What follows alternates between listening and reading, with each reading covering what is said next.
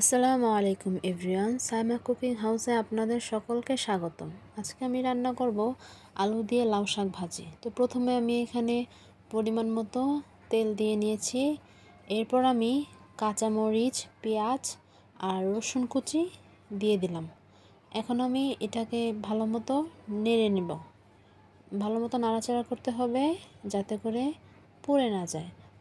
যে কোনো তরকারিতেই কিছু পুড়ে গেলে সেই স্বাদটা কিন্তু ভালো আসে না। তো আপনারা লক্ষ্য রাখবেন যাতে করে পুড়ে না যায়। তো এখানে আমি ভালোভাবে ভেজে নিচ্ছি, একদম ভালোভাবে ভাজা ভাজা করতে হবে। এই যে আমার এখানে এখন পর্যাপ্ত ভাজা হয়ে গেছে।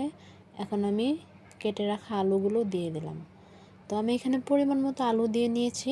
তো আপনারা আপনাদের পরিমাণ মতো আলু দিয়ে নেবেন। আমি এখন একটু হালকা লবণ দিয়ে নিলাম যাতে করে এটা হাফ সিদ্ধ হয়ে যায়। তো এখন আমি ভালোভাবে নেড়ে নিচ্ছি। তারপর আমি দিয়ে দেব লাউ শাক কেটে যে রেখেছিলাম সেটা। তো আমি দিয়ে দিলাম এখন লাউ শাক কাটাটা। এই যে লাউ শাক দিয়ে দিচ্ছি। এখন আমি এটার উপরে পরিমাণ মতো লবণ দিয়ে নিব। তো আপনারা যারা লাউ শাক ভাজিতে আলু দিয়ে খেতে পছন্দ করেন না তারা এটা স্কিপ করতে পারেন। তো লাউ শাক ভাজিতে আলু দিলে লাউ শাক ভাজিটা আঠা আঠা হয়, খেতে ভালো লাগে। আপনারা যদি না খেয়ে থাকেন অবশ্যই বাসায় একদিন ট্রাই করবেন। তো এখানে আমি লবণ দিয়ে ঢাকনা দিয়ে ঢেকে দিলাম 5 মিনিটের জন্য, যাতে হালকা পানি চলে আসে।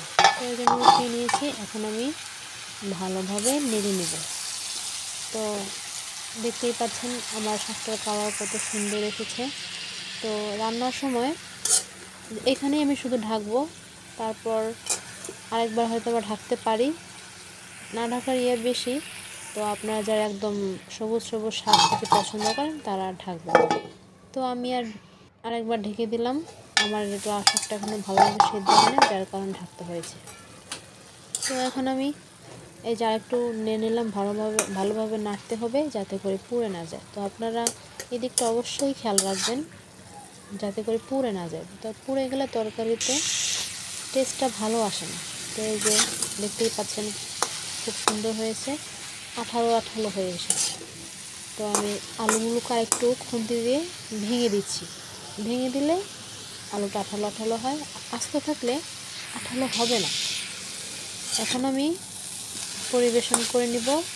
তো আপনারা যারা আমার চ্যানেলটিকে সাবস্ক্রাইব করেননি অবশ্যই সাবস্ক্রাইব করবেন। আর যারা আমার এই ভিডিওটি ফেসবুক থেকে দেখছেন তারা অবশ্যই ফলো করে লাইক কমেন্ট অবশ্যই করে যান। আল্লাহ হাফেজ।